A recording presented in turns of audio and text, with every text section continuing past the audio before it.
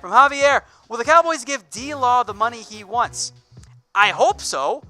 I'm not panicking yet on DeMarcus Lawrence, but if the Cowboys don't re-sign him or don't get a big return in a trade, I'll be right out there with you guys. We will riot and we will be angry because the Cowboys need to re-sign DeMarcus Lawrence. They need him out there as their star defensive player. Without him, you don't have much of a pass rush. Next up from Adam Welch about Michael Gallup. How do you think he's developing and how well do you think he will play next year? I'm optimistic about Michael Gallup. I think he's going to be a very good player for the Cowboys, a very quality number 2, a really good fit alongside Amari Cooper. Now, it's going to take time for him to truly get on the same page as Dak Prescott. I think you saw it get better as the year went on, but my expectations are within reason, but high. Eric Storks asks, is Witten coming back and playing? Yes. Thought we all knew that by now, but yes, he is coming back. We'll see how many snaps he actually plays, but a 1-year, $2 million deal in terms of the base salary can be worth up to $5 million via incentives there. So yes, Jason Witten is indeed coming back. Roger says, yes, it is, ?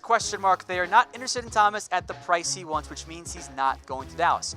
That might end up being the case, but we don't know what Earl Thomas is actually going to get. Maybe a team like the Ravens throws him $14 million. If so, the Cowboys are out of it. But the idea, and this is what really bothered me on Twitter the other night, was that people saw the tweet from The Athletic and only read half of it and read, not interested in Thomas, and went, oh, that's all of it. But that's not what the tweet was for, even though I think it was kind of a little bit clickbaity. The point of it is that there is a price tag involving Earl Thomas and the Dallas Cowboys. That's true for every single free agent. If Earl Thomas gets $14 million, good for him. I'm happy for him. He got paid like he wanted to get paid in the end. If it comes back down to earth, if because of a deep free agency class at safety and because of his injury history, it comes back down to 10 or 11, well, then maybe it does make some more sense. In the end, it depends on what Earl Thomas actually gets. If it's a lot, then I'm not going to be upset. If he signs for $10 million, I'm going to be pretty disappointed. From Nathan Day, would it make more sense to go after Weddle for like $7 million? I think from the Cowboys' perspective, yes. We also don't know what Eric Weddle wants. That's the other thing that bothered me about the Athletic report, was that it came out on Eric Weddle within an hour and a half or so of Weddle being released. It was a very short time frame. There's no way the Cowboys have already decided what Weddle's going to demand. They can't talk to his agent quite yet. That wasn't even official yet. So we'll see what the price tag for Eric Weddle is. Again, as I tweeted out days ago, it's the Cowboys are playing the price is right. For all of the free agents available, the money has to be right. They'll find somebody like they found Allen Hurns last offseason.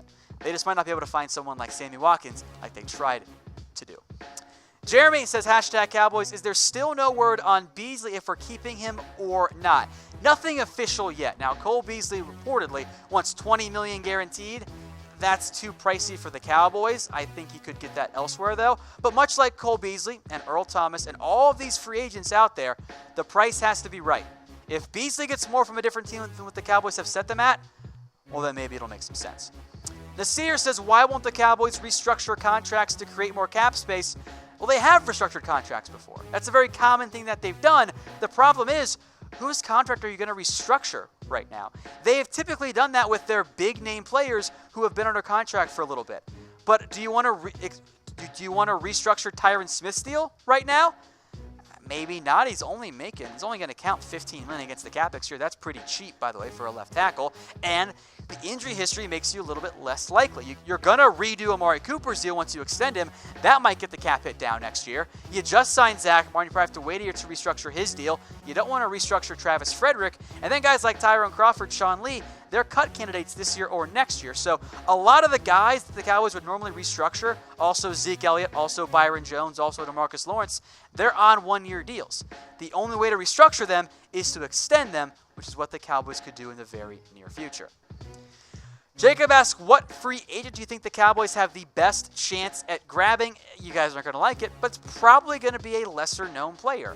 A depth guy of some sort, maybe an edge rusher, maybe another Joe Thomas-type linebacker.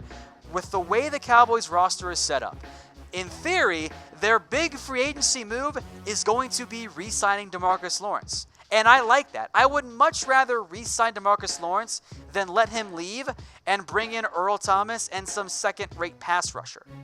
So I know you guys want me to say Earl Thomas, but we'll wait and see. I don't think the Cowboys have the best chance at getting him. I still think a team like the Niners could throw a lot more money than the Cowboys feel comfortable with. Joshua Stollard asks, what receiver would you like for the Cowboys to add if Cole Beasley leaves? If he leaves, I am focused on the draft. I don't want to spend big money on a slot receiver, or really that type of money on a slot receiver, if it's not Cole Beasley. I'm not going to bring in Adam Humphries. Golden Tate's going to be even more expensive, so will Humphries. There are a bunch of really quality slot receivers in the NFL draft. You can go get an Andy Isabella. You could go get a Deebo Samuel. Some later round guys that could be fits as well. So from that perspective, I say if you lose Cole Beasley, go get somebody in the draft. Manster54 says he wants a running back to help Zeke and likes the kid from Texas A&M. He meets Travion Williams. I am open to that idea. I do think you need to get Zeke some help, because if you guys want to extend Zeke Elliott, and I think that most of you guys do, the goal there has got to be that you get Zeke some breathers. You cannot have Zeke carry the ball or touch the ball 400 times the next 2 years. His body simply will not hold up. The running back is not, you cannot do that at. So go get someone like Williams and have him be your change of pace / backup guy for the Cowboys. Today's show is brought to you by BetDSI, the internet's #1 sportsbook. Head over to chatsports.com/bet and use the promo code on your screen, Cowboys120, for a 120% deposit bonus. You put down $50, they're going to give you $60 for free. You guys will not find a better betting deal out there than the one on BetDSI. Again, chatsports.com/bet. Promo code Cowboys120. Get in just in time for March Madness. Elijah Garcia wants to know why the Cowboys don't move Shaun Lee to the other side. The strong side linebacker role is much different than the weak side linebacker role. The responsibilities that you have are very different. That strong side linebacker is going to deal with a lot more of the offensive linemen. That's why the Cowboys moved Shaun Lee from middle linebacker to the weak side linebacker spot. His body cannot hold up at strong side linebacker. I don't think it can at weak side linebacker anyway at this point. But Shaun Lee is not a Sam or a strong side linebacker. He is maybe a middle linebacker and more likely a weak side linebacker. So the fit doesn't quite match there for the Cowboys and Shaun Lee when it comes to a positional switch. Max Payne asks if he's the only one who watched the Rams rack up 200-plus yards on our DTs. No, you're not. That's why I put defense tackle as a key need. I like Antoine Woods. I like Malik Collins. Didn't know if Antoine Woods had his shoulder messed up. I do want another defensive tackle. And yeah, Crawford can help at DT, but you're thin right now. You don't have the depth at the moment. I like the idea of getting a defensive tackle early in the NFL draft, if only to help rush the passer too. Mike Clark, is a healthy Frazier behind Jeff Heath? I think not. Heath's tackling is really for your best. Let me get this straight, Mike. You're saying that you want to start Kevon Frazier? Because the answer is no. Kevon Frazier barely got into this year, and he was healthy. Yeah, he had the preseason training camp stuff, and yes, Jeff Heath's tackling can be iffy at times. Jeff Heath remains a better option for the Cowboys than Kevon Frazier. Yes, Heath misses tackles, but he's better in coverage than Frazier. Frazier's a nice number 3 at best. There is a reason that Kevon Frazier had a difficult time getting on the field last year.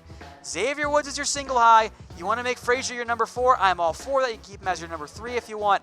He's not a guy that I think is ready to start, at least at this point in his NFL career. So I'm saying no to that one, Mike.